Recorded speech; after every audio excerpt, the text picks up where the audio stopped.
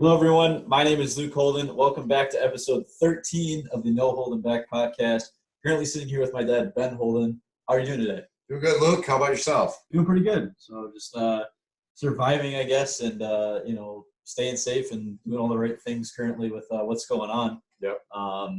So that's really what I've been up to, and, still doing the podcast. Of course, this is our third week, as you told me. Yeah. Baker's dozen here, number 13. Yeah. So you having fun? Yeah, definitely. It's been a great time for sure, and I'm looking forward to keep going. And we've had some pretty good guests on so far.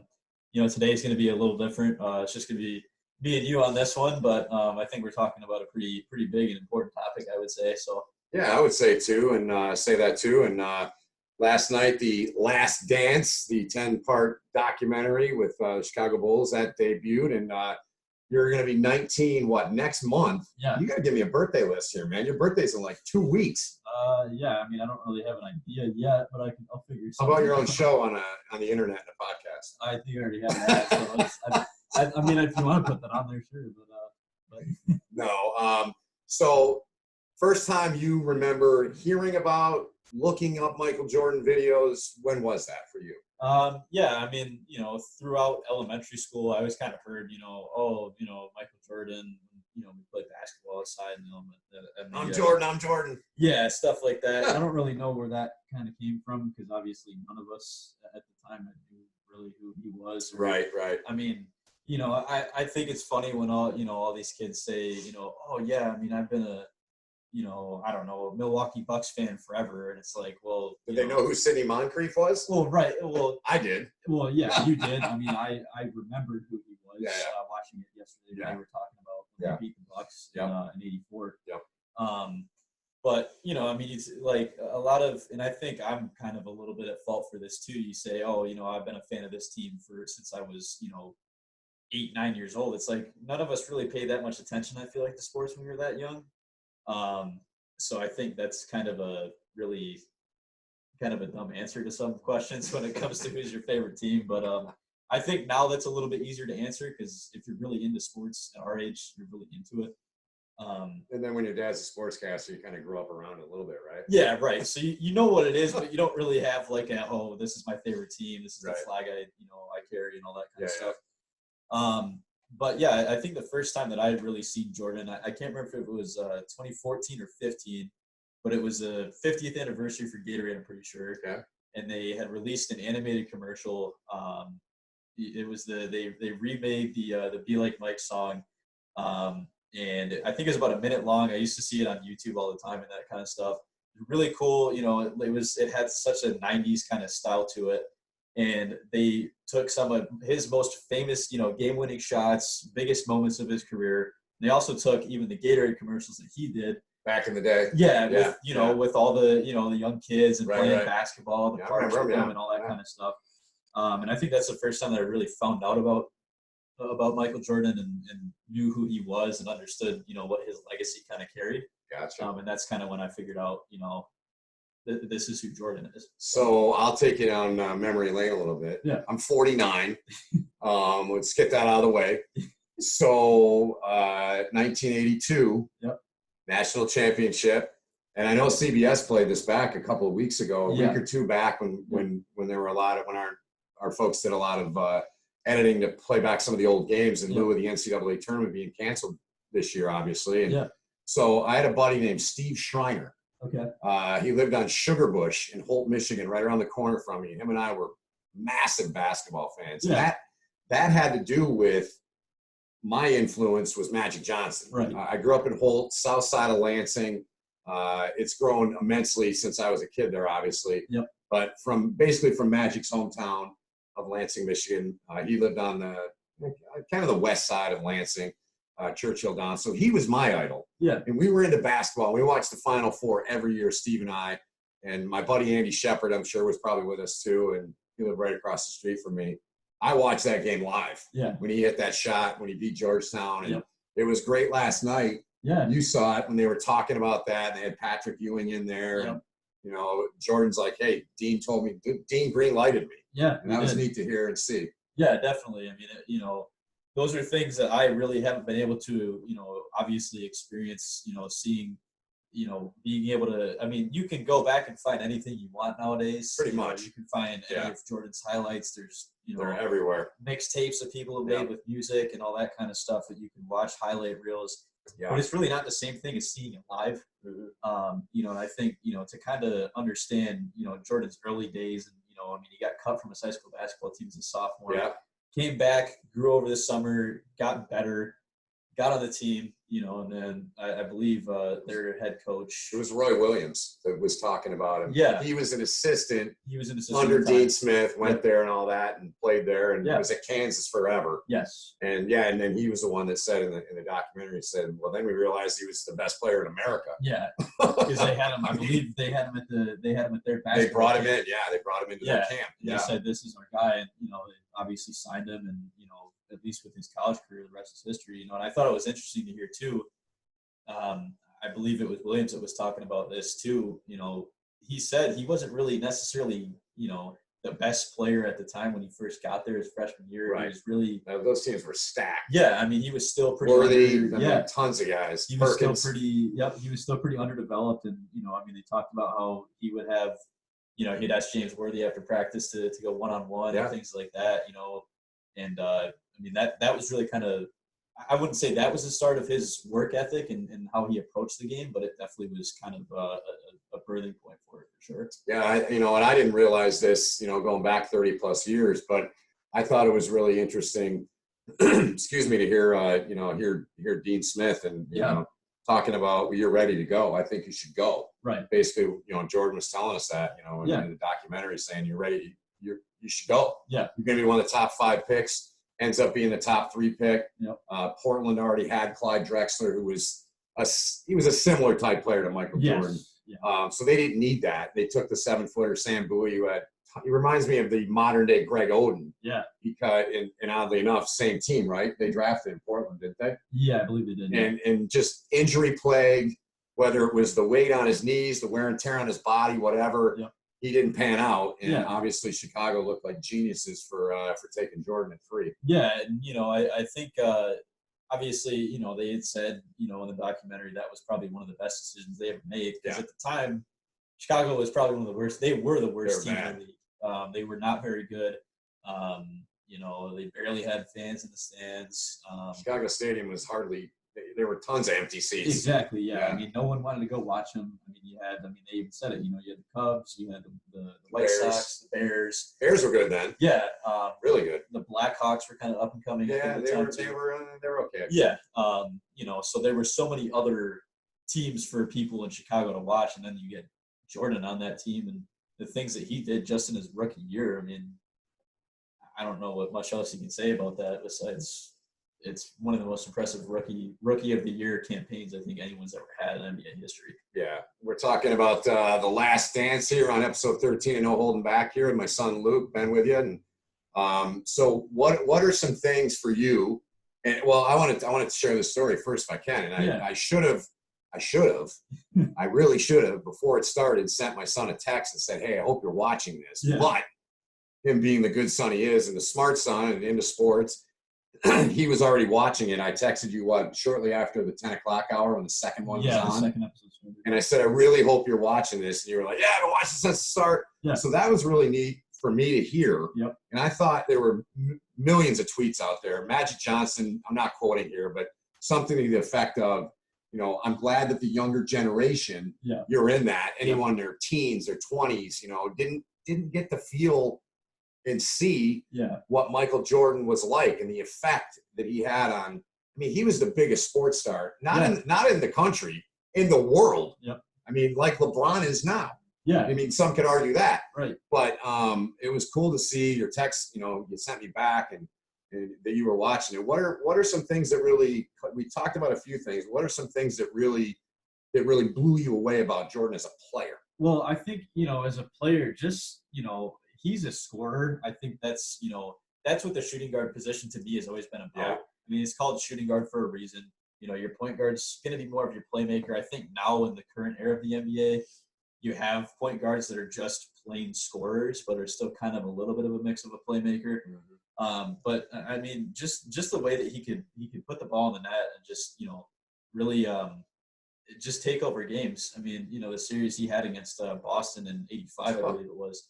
I mean, the first game, 59 points. I'm going to look up a tweet about that. Go ahead. The first game, 59 points. The second game, 63 points. 63. And you hear Larry Bird talking about, well, we put everybody, even our best defenders, on the guy, and I mean, no one could stop him.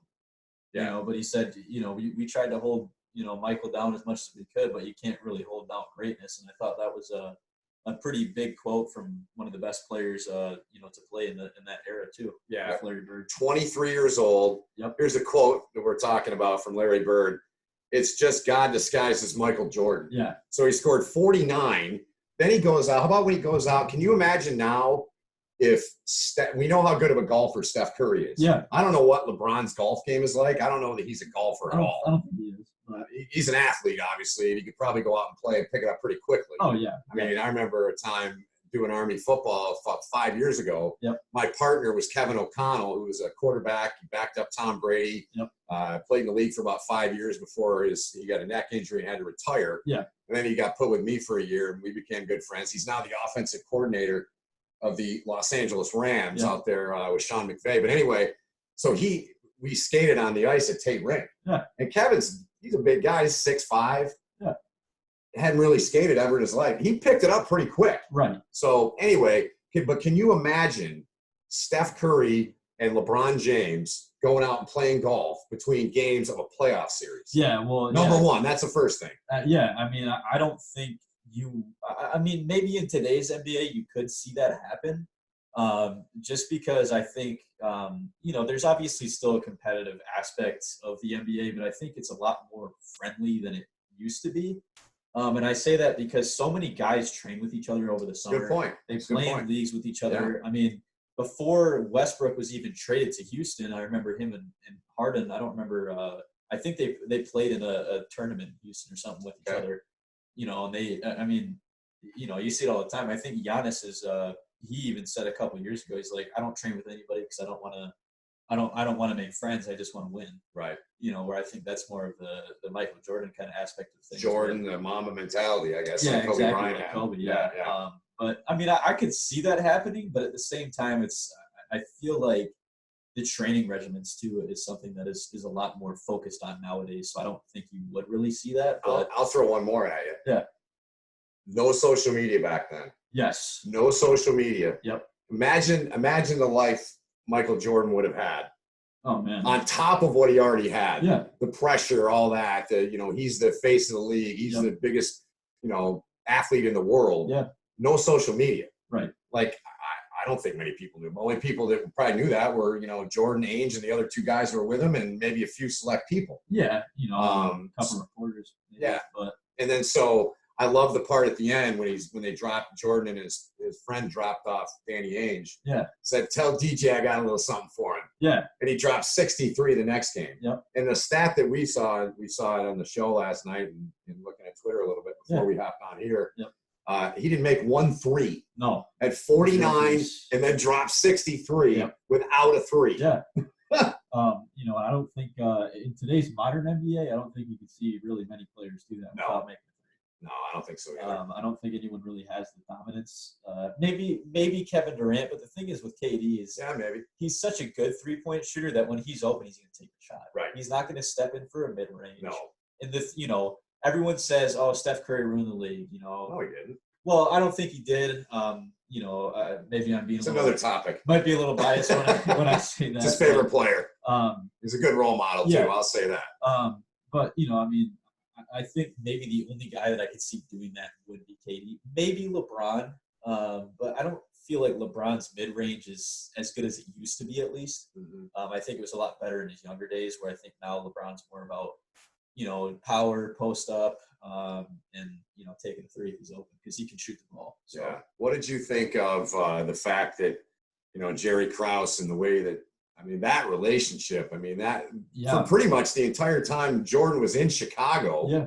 I didn't realize that. I didn't grow up in Chicago. I grew up in Michigan, like I said. Yep. I didn't realize any of that stuff. There was some serious tension there. Yeah, there was. I had no idea that any of that was going on. You bring up, Scottie Pippen saying, I'm not going to play until I get traded during the 97-98 season. Right. You know, you talk about some of the things that Jerry Krause wanted to do that really kind of pushed Jordan over the edge and said, you know, I don't really respect this. Well, guy the time is 7 minutes. Yeah. 7 minutes. 7 That's minutes. it. Yep. Get him out of the game. Yeah. I mean, they even said, you know, they had a stopwatch. Exactly 7 minutes, no matter what's going on, you take them out of the game. Yeah. You know, well, that's a team protecting their investment. I get that. Yeah, no, I get that. I understand that too. But when you're a guy like Michael Jordan and your life is involved in winning games and just being competitive, and you're told you get 7 minutes per half, right? And if it's a 2-point game and there's 30 seconds left and it's already been 7 minutes, you can't go back in. Yeah.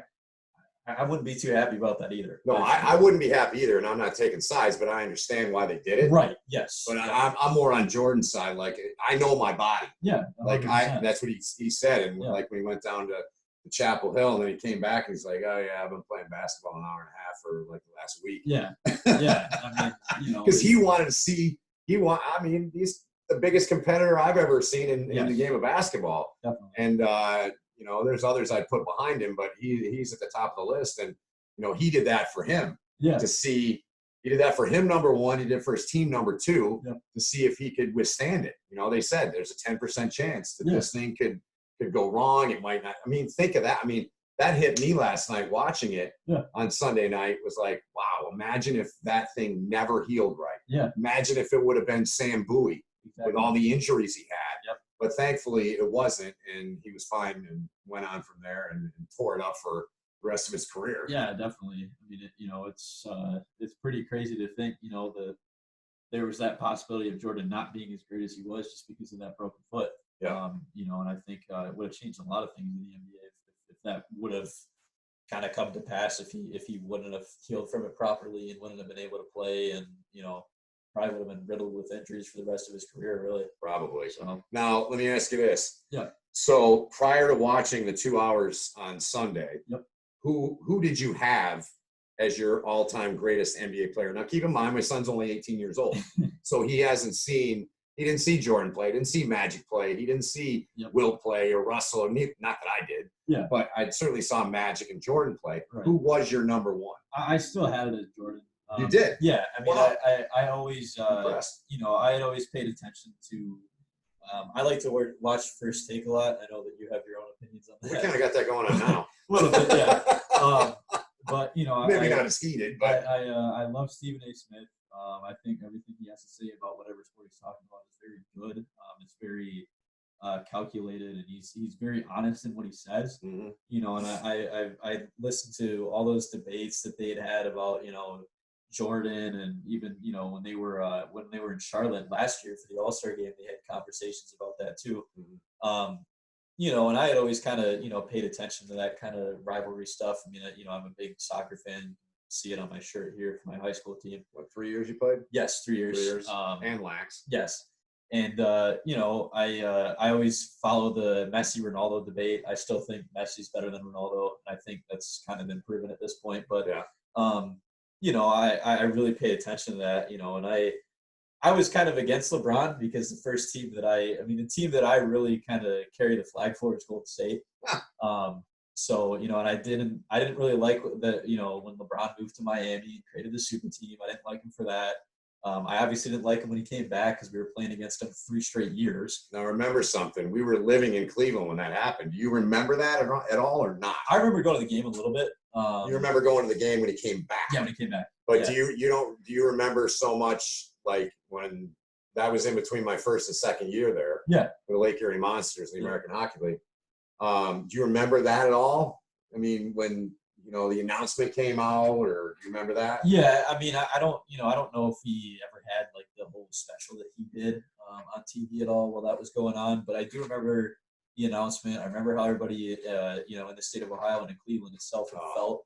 I remember, I don't know, I believe someone had graffitied the banner that they had outside right across from the queue there. Of Quick Loans Arena, yeah. Well, you did go to that game with me that month. They played the Miami Heat. Yeah, I think we stayed for a couple quarters. But I remember the chant. Yeah, well, I remember the chant. Akron hates you. Yeah, like the whole night it went on. Yeah, and I actually watched the highlights of that game back because he had a pretty good game that night. I think He had 26 points, I believe, that night. Yeah. You know, he played through it. He killed the Cavs that night. I mean, Cleveland at the time after LeBron left, they had nobody. Yeah. It was part of the reason why he left. Well, I mean, working there at the time, I mean, it was literally like somebody had died. Yeah. It was a long grieving period for a lot of people. It was. And, you know, it didn't really affect us being our hockey team so much. Yeah. But, you know, I was in a, you know, it was corporate setting, and, you know, I had an office right in there near my boss. Dave Dombrowski was my old boss there. And, and then right behind me, I had a bunch of, you know, you remember coming up there, it was all ticket sales for the Cavs. Yeah.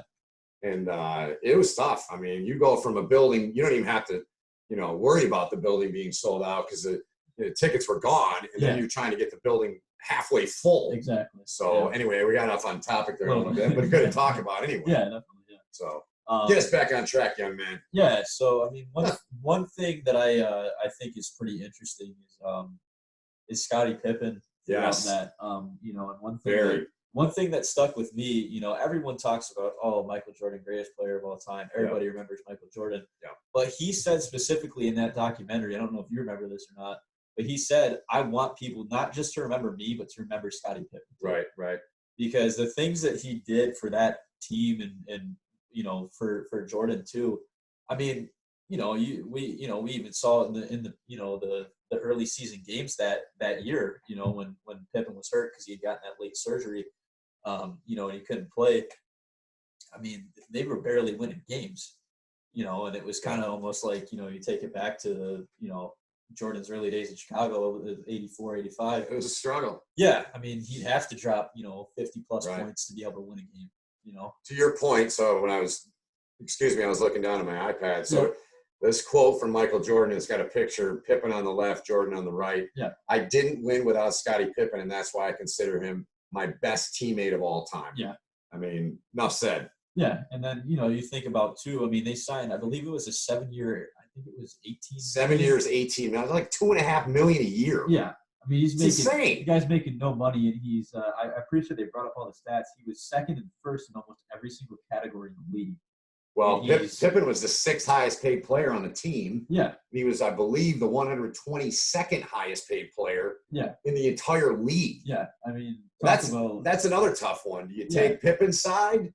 You know, I mean, Phil Jackson and Jordan gave their takes on it. Or do you take, you know, the Bulls side?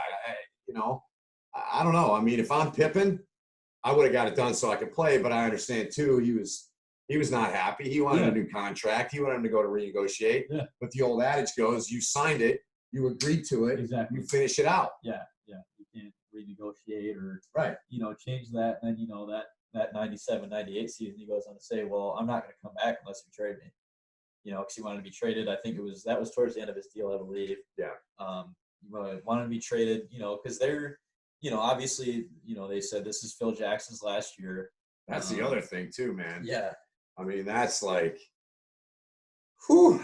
I mean, you're telling, you know, this is another great debate. You know, you got Red Auerbach and, you know, Phil Jackson, correct me if I'm wrong, but I believe he's got 11 rings. He does. So 6 with the Bulls, 5 with the Lakers. And, you know, that was another thing. And that's, you know, now you know, and we all know, hence that's why it was called The Last Dance. They showed the, you know, basically the folder of, you know, game notes, game plans, whatever it was, and The Last Dance, and they went out and got another one. So, and then Phil Jackson, I want to say it was a year or two after, went out to the Lakers. Yes, I believe it was around then. You know, and then you get to coach Kobe Bryant, Shaq. O'Neal. He got 5 more. Yeah. So, you know, I mean, I can't imagine, you know, for any player, whether you're Michael Jordan or not, being told, so you guys have won 5 championships at this point. You've had a three-peat. You've had, at the time at least, the best record in the NBA of all time, 72-10. Mm-hmm. And you're told by management, so this is going to be Phil Jackson's last year. That's crazy. And you know, I mean, they're announcing that to the press. Everybody's hearing it. You know. Yeah, it was unreal. The things that, you know, to think that, you know, 5 titles, like you said, the 72-10, and you know, all that. So I got to ask you about your guys. You know, you mentioned you're a Warriors guy, and you love Steph, and I think that's great. I think he's a great role model. Yeah. He's a family man. He does things the right way. He doesn't get in trouble. Yep. You know, he's doing all the right things. Definitely. Steve Kerr, what'd you think of seeing Kerr in the Bulls uni and seeing him being interviewed back in the day and all that? Yeah, I mean, I will say he really hasn't changed much. Still very well-spoken, pretty easy to talk to, I would say. Yeah. I thought it was really cool in the current day interview. He's wearing a Golden State t-shirt, right. Obviously, repping his team that he's coaching. I saw a quote right before this saying, he said, I don't think I'd be coaching the Golden State Warriors if it wasn't for me playing with Michael Jordan. Yeah. And I thought that was a pretty powerful quote. He went on to play in Portland with Scottie Pippen later after the Bulls was kind of broken up and all that. Right. But to kind of, see how, he learned so much, I think, from just being a part of that team. He was already, at the time, he was probably one of the best, 3-point shooters in the league, besides, I would say, Del Curry. Yeah. Which is Steph's dad, for anybody that doesn't know. Had to get that in there. And I think that's really where, the base, and then he's getting coached by Phil Jackson. Right. Just to, even if you're, and correct me if I'm wrong, Kerr didn't start. He came off the bench, right? He started at some point? I think he started later towards I should know this. I'm the one that's older than him. I believe he started towards the end of their because I think he was point guard. Well, nevertheless, just being around that. Yeah. Just being around that, we talked with New York Ranger head coach David Quinn in one of our episodes on the hockey side of No Holding Back. Yep. And he talked about that, be accountable, doing all the right things, being a good teammate. That includes listening. Definitely. And to be a part of that, like you said, Kerr would be incredible. Yeah, I mean, I think, that built the foundation for it, and then he went and worked with the Spurs a little bit too. I think, after he had retired, I believe. I don't think he played there. I think he did play there. He might have played. Yeah, my memory's a little off on that, maybe. But give him a pass. He's still young. But you play for Phil Jackson, and you go and work with Greg Popovich. Right. I mean, two of the greatest coaches of all time. Two of the best ever. Yep. I think that just easily builds a foundation for where he's at now and the team that he has available to him to coach. Yeah. So. Any other thoughts on the first two episodes? I want to move on to something else with you here. Yeah, I mean, I think they were great. I'm obviously really excited to watch the rest of the episodes. I wish we could just all get them now, and watch them like a Netflix series, and watch all of them in the span of a few hours. And I would have watched all 10 last night. Yeah, I definitely would agree with that. I think even Dwayne Wade had said something about that himself. Yeah. But I thought it was really great, and I'm really excited to watch more, and I'm excited to hear more about the Bad Boys and the Pistons a little bit. He read my mind. Just to kind of see what that rivalry was like, and kind of relive that a little bit, because that's definitely. I mean, I know that the 2004 Pistons had won an NBA title, but I think I was too young to really, again, as I said earlier, too young to really be a fan of anybody, and didn't really know what was going on, so. That, I think any of the Pistons titles for me are just kind of not really anything that I remember much of. So. Well, you are going to get a really, really good look at what the NBA was like. And the Pistons, the best. So the Pistons had to go through the Boston Celtics. Yes. Couldn't get by the Celtics. Yep. There's the famous call, here's a steal by Bird. Yep. Or here's a steal by DJ. Yep. Johnny Most, making the call. And yeah. They win the game, and it was DJ, and then they found Bird underneath. That broke their hearts. So the Pistons had to go through their own heartache and heartbreak and, finally getting through that wall. The Bulls, they had to do the same thing with the Pistons. And I'll tell you what, they beat the living hell out of Michael Jordan initially. And you saw last night in the videos or in the documentary, in the clips, they got bigger. They got stronger. Yeah, that was because Rick Mahorn, Bill Laimbeer, Buda Edwards, Dennis Rodman, Isaiah Thomas, Rick Mahorn. I mean, they were laying the lumber, to use a hockey term, on the Chicago Bulls back in the day. And they were the bad boys, man. They were rough and tumble. Yeah, I mean, obviously Isaiah Thomas, he was an 11-time NBA All-Star. Definitely the star of the team. Yeah. I don't think many people, obviously he was a part of that team, but I think Isaiah was definitely the most skilled player on that team. Joe Dumars too on that team as well, obviously. And it's also pretty interesting to think Dennis Rodman was playing against Jordan. Yes, and then they brought him in. Later, he comes and joins them. And Joe Dumars was a lockdown defender that Jordan couldn't get by for the first couple of years. Yeah. I mean, he was in his uniform. Yeah. And I can't wait for those episodes too. I think those are going to be great. Yeah. I still say, to this day, I was born in '70, so sort of watching the NBA in the late '70s when Magic, came out of Michigan State and all that. That era from basically the decade of the '80s. To me, that was the greatest era of the NBA. Definitely. I mean, you had the Celtics and Lakers going at it seemingly every year. Yeah. Then the Bulls became a player. Then the Pistons jumped into the mix. Then the Pistons and Bulls collided. Yep. Lakers were still in the mix because Chicago beat the Lakers. The Pistons beat the Lakers. Yep. I mean, it was just an unbelievable era of basketball. And, I mean, I got goosebumps now just thinking about watching those episodes and what we're going to see and what we are going to hear from some of the things that have been leaked out or released out. Yep. There's some bad blood. I mean, Jordan said something to the effect of, I hated them then, and I hated them then, and I still hate them now. Yeah. Them being the Pistons. Right. And I think back to, I believe it was last week they had Bill Laimbeer on First Take. Yeah. They said, well, who do you think is the greatest of all time, Michael Jordan or LeBron James? And of course. He said LeBron. Yes. I mean, personally, for me, I think that's just bad TV on ESPN's part. I mean, if you're going to ask any single person of the Bad Boys, do you really think that they're going to be honest and say that it was Michael Jordan? They're not. I don't know. I mean, even I think Isaiah, some guys would. Well, even Isaiah Thomas, who's an NBA analyst, he's even said, "Oh, LeBron's better than Jordan." Really? Yes. Wow. And it's like, I mean, come on. I'd love to hear what Joe Dumars said. Well, yeah. I mean, it'll be pretty interesting to see, who they're going to have on from the Pistons to talk about, that rivalry. Right. But I think, just to kind of, go back to your point about Jordan saying, he hated them then and, still hates them now. I mean, it's, I think that just goes across the board for everybody, really. So, yeah, I mean, the wars they went through and the frustration for the Bulls and obviously the Pistons, again, Detroit had to go through Boston. They finally got through them at some point. Yeah. Bulls went through the Pistons, and that's going to be some must-see TV. Definitely. Or as Rick Mahorn once said, doing a college basketball game with him, you may or may not remember this. You may want to YouTube it. NBA action is fantastic. Yeah. He said that during a game. We were doing a game in Toledo one night. Wow, okay. And funny story. So we got about a foot of snow that day. I forget who Toledo was. This is when I was working for Comcast. So it was like 05, 06, somewhere in there. Yep.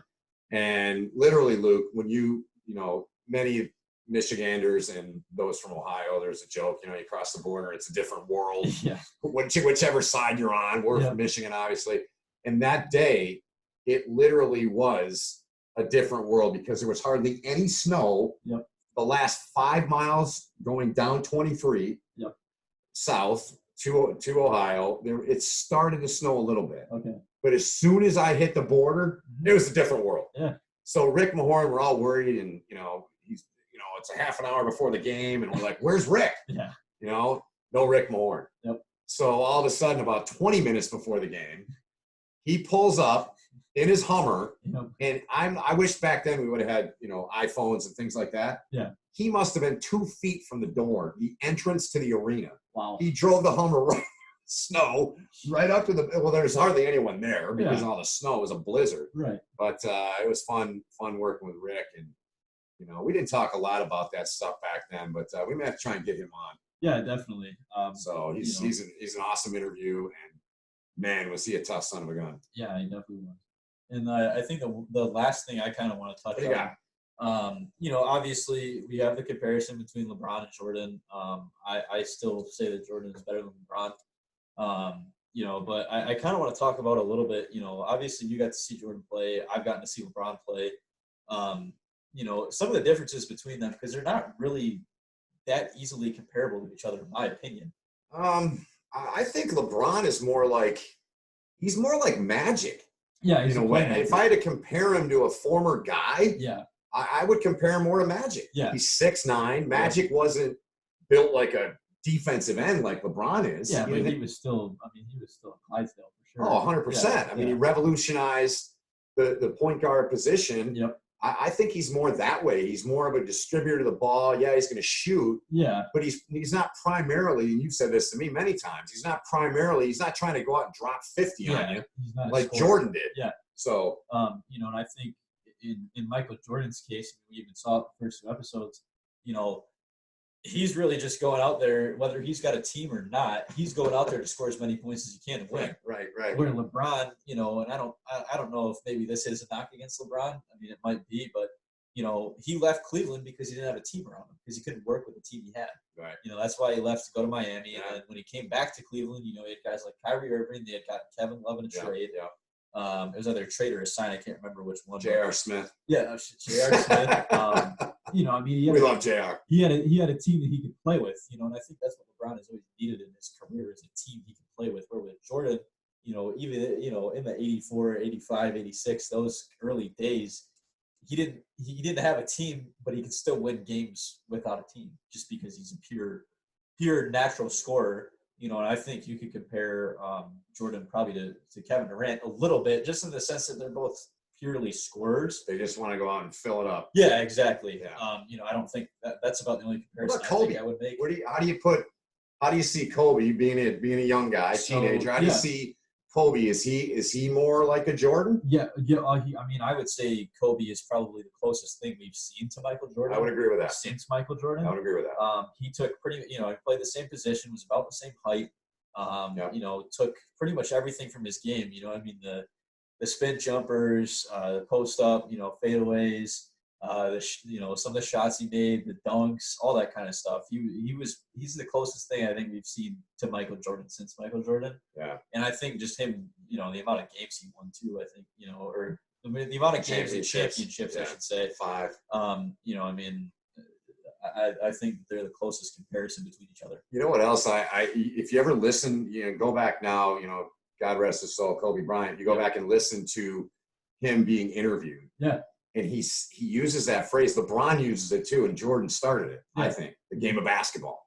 Yep. You hear him say it a lot. The game of basketball. The game of basketball. There's probably other little, phrases that they use. Yeah. But to me, that was something that was clearly taken from Michael Jordan. Yeah, definitely. Do you feel that way? Yeah, no, I would agree with that. So I think it's I think it's Jordan's thing, and I think it's probably something not a lot of people do notice, but I would say that Jordan definitely kind of made that his thing, and people just followed because they liked the way it sounded, and obviously he's a pro, man. He was a pro's pro. Yeah, definitely. So what else? You got anything else? We good? On this topic, anyway. Yeah, I guess we can talk real quick on obviously he's always got something. Kid's smart. Obviously, the Bulls don't hold the record anymore for regular season. Who does? Golden State. Kind of disappointed to say that, to be honest. Interesting. Steve Kerr, part of both, right? Yeah, he's been part of both. That's awesome. That's quite a distinction. It's a great feat, but I'll never really be too happy about it because they didn't win that year. Yeah, and it's pretty funny. I saw some of the shirts, the warm-up shirts that the Bulls had during the playoffs. And it says, it doesn't matter if you don't win a ring, something like that. I can't remember. True. Don't mean a thing if you don't win a ring. Yeah. And they had that 72-10 season, and I just think, I'm still pretty disappointed to say that we hold the record because we didn't win. What they win? 74? 73 and 9. 73 and 9. Yeah. It was a great playoffs. And I still think, and I'm sure everyone's going to say, oh, you're just being biased, but I still think if Steph wouldn't have got hurt in the second round against Houston, it would have been a different story. And I still think if Draymond, and you can say it's his fault for doing what he did to LeBron, and I totally get that, but you kind of have to. A lot of people have said, the league kind of gave the Cavs a stimulus package on that one. Stimulus package. Well, yeah, you get one of the best defenders on our team suspended for Game 5, and I think if he wasn't suspended, it would have been a different story that year. But yeah, I think it is pretty cool to say that Steve Kerr, was a part of both of those teams. Yeah. But one thing Steve Kerr said as a coach, 73 and 9 was probably the worst idea they ever had. Yeah. Because the expectations were so high. Well, the expectations were so high, and then also you have to think, those guys are going hard for 70. You win 73 games. Yeah. 9 loss. I mean, that's 10. I mean, that's unbelievable. Never been done before, obviously. Yeah. The only other team that did it was the 72-10 Bulls. Crazy. And you have to think, the reason why he said it was a terrible idea is because of injuries.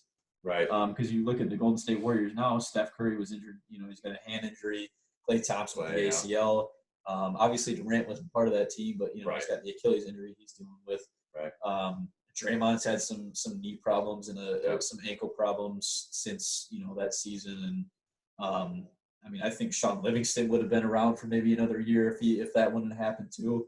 All those guys are just worn down from it. So I think, that's why this season really hasn't been what anybody was hoping for, being a Golden State fan. But I think next year, especially if we get, the first round, we're going to have a first round pick, but if we get the first pick of the draft, hopefully we get, a center that we can use, because we don't really have that anymore. Right. But yeah, for Steve Kerr, I think it is pretty cool to have, you've broke 2 single season win records on 2 different teams. One you were playing for, the other you were coaching. Right. So. One on the court, one off the court. Exactly. That's pretty darn impressive. Yeah. So, all right. Well, hope you enjoyed this edition of No Holding Back, our 13th episode, talking about The Last Dance. Luke, I'm going to let you take us out. Yeah. Well, of course, thanks for watching, listening, whatever platform you're listening on. We appreciate all the support. We're really happy to be doing this, and it's been a great time so far. Obviously, we haven't had an episode like this in a couple weeks, right? But we'll still be doing stuff like this here and there. We're gonna have more guests on too. Throughout this week and next week and more weeks to come, of course. But it's been great, and I've really enjoyed it. And thanks for watching, listening, and we really appreciate it. So we'll see you next time. Thanks for watching and listening. No Holding Back.